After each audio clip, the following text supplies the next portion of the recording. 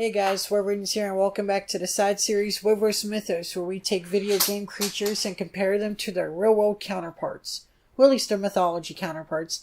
Today we're gonna be tackling another Halloween themed, since Halloween is coming by, and I've decided what's more Halloween than when you have to slay demons and monsters commanded by the most legendary vampire of them all, Dracula.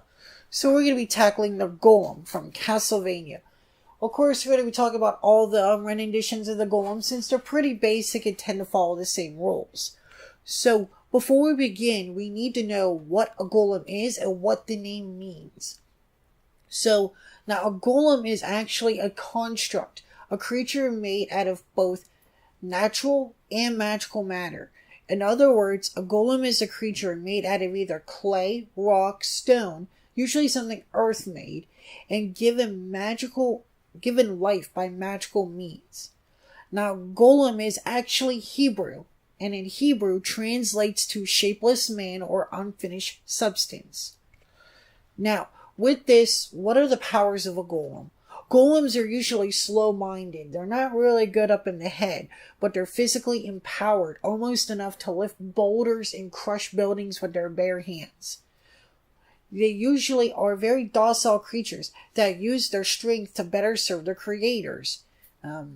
Again, usually docile unless their creator is bad. Now, according to my knowledge and my studies, there are multiple ways to give life to this construct. One version says a golem must be brought to life if its creator were to walk or dance around while saying a combination of letters from the Hebrew alphabet that forms into the secret name of God. Another version states, if you were to write the letters Aleph, Mem, and Tav, which are the three Hebrew letters used combined to state the word Emet, which means truth, on the golem's forehead, it will bring it to life. A third way to bring it to life is to write the secret name of God on a parchment using the creator's blood and sticking it in its arm, forehead, or mouth. Now, to defeat a golem, kind of hard to do. So, the only way to quote-unquote kill a golem, well, there's two ways, to be fair.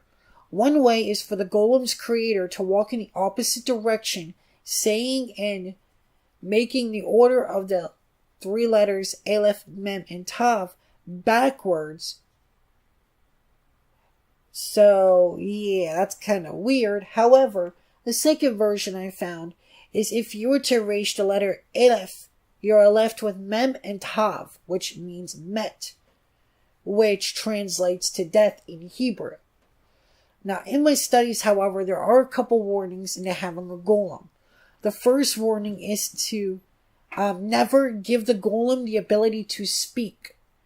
If it has the ability to speak, then the golem is given a soul. And if the soul is given, the golem becomes, in a sense, cunning and manipulative, making it very foul and dark-souled. Another warning is to always allow the golem to rest on Sabbath, which is Saturday for the Jewish and Sundays for the Christians and Catholics, or else the golem will go berserk and become destructive to everything around it. So, looking at this, how does it match the Castlevania? Pretty good, actually. It's not very smart, and its patterns are very predictable. And when it comes to the power, yeah, it's very strong. Known to crush boulders, and is very normally really big, just like how golems in mythology usually are. Death, however, is kind of a meh, because with death, you really don't kill it by erasing anything, except for its existence, of course. And you really don't ever rip anything off. So, comparing Golem to Castlevania, I'd have to give it a 4 out of 5. I think Castlevania did very well with this creature. Of course, you can't have it that every time you face a Golem, you gotta smack a certain part of the body to try to break it off. However, I'm willing to give this, I'm willing to give this, instead of a 4 out of 5, a 4.5 out of 5. Because if you were to play Castlevania Laminate of Innocence, the only way to awaken the Golem is to find the secret letter Aleph hidden in a carved on a stone, hidden somewhere within the castle far from the actual body. And from there, the Golem is made. So 4 out of 5 out of 5, I'd say Castlevania, you did a great job. Another thumbs up for you, just like as you did with this Jiangxi last week. But for now, guys, this will be the end of this week's episode of Wyvern Mythos. Come by next time to see which creature we're going to be analyzing next. For now, it's the Wyvern signing out, saying later, guys.